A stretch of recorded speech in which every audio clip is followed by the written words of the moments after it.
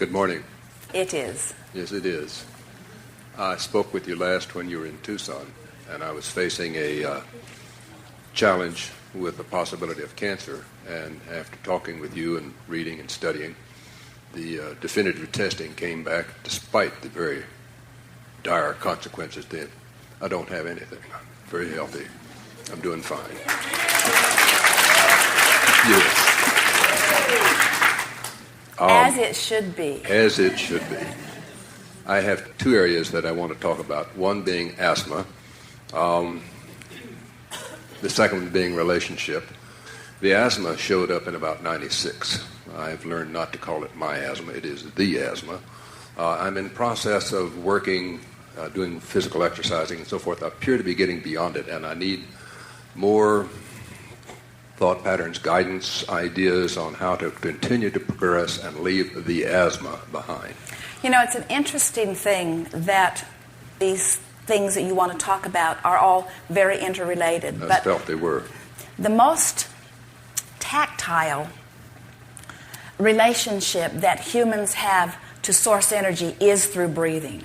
And what happens with so many of our physical friends is that without even knowing it, you pinch yourself off little by little from the energy of your source by worrying about this and worrying about this and by worrying about this.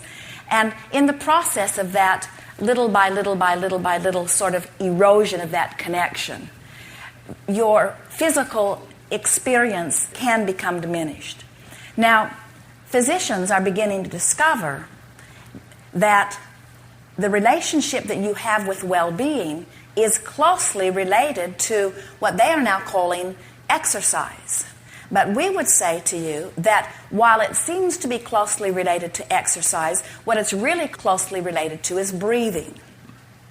And the reason that breathing is so advantageous to your physical well-being is because it aerates the cells of your body. In other words, the more you deliberately breathe, the more the blood within your body and the water within your body and the electricity within your body are able to move about with less restriction. And so the reason that exercise seems to have provable results, positive results, is because when you move your body demands more breathing. And really, it is easier to ask more breathing of your body when you are exercising than it is to sit in a chair and ask more breathing of your body. In other words, most of you would find if we said, all right, we're going to exercise, bring the air in and do not exhale, and bring the air in and do not exhale, and bring the air in and do not... Bring it in, bring it in, bring it in, bring it in. Don't let it out. Bring more in. We know it feels like there's not room for more, but there is. Bring it in, bring it in, bring it in, bring it in. If we were to carry on like that for a little while, you would say, that's some of the hardest work I've ever done. This breathing stuff is not as easy as it is cracked up to be. Or some will say, oh, it's as easy as breathing. And we say, the body demands the breath. The cells of your body are asking for the breath. And so sometimes what happens is there's a little confusion about what breathing is. You say, well, breathing is something that is involuntary. It is just something that I do. And we say, well, let it be something that you do more deliberately. Put yourself in situations where you don't have to ask your body to breathe, but that the cells of your body are asking. And so what happens is if you let the very extremities of cells do the requesting, it's easier than you doing the conscious requesting. Can you feel the difference between pulling a noodle and trying to push a noodle? Well, when you deliberately breathe, it's like pushing a noodle, where when you take a walk or when you jog a little or when you do something that requires some effort, it's like the cells of your body do the asking, and then it comes more easily, and everything flows better under those conditions. That's the action thing that we would do. The next thing that we would do, and you've already begun this, is in your diminishment of my asthma. But we wouldn't even call it the asthma. We wouldn't even call it asthma. We wouldn't give it a label that talks of malady. We would just start referring to breath, breathing, life.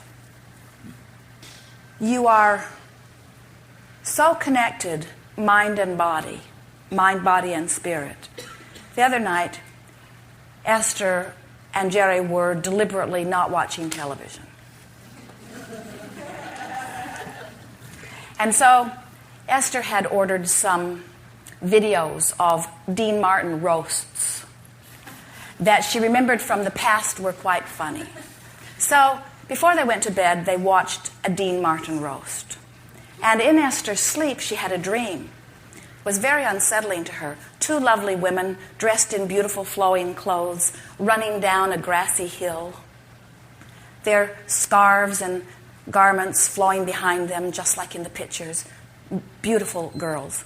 And then one of them began slowing and slowing and slowing. It was obvious that she was having a very hard time. And she literally dragged herself down this hill. And then she got into a contraption and deliberately drowned herself. And Esther didn't try to stop her because there was something about the contraption that was known to be a drowning machine. And so Esther just watched the bubbles come up and thought how sad that is, that this person would drown themselves. And then Esther awakened from her dream. Jerry was already up, and the motor coach that they are living in was still all closed. The curtains and windows were closed. And Esther awakened, and she could not catch her breath. She could not breathe. She felt claustrophobic.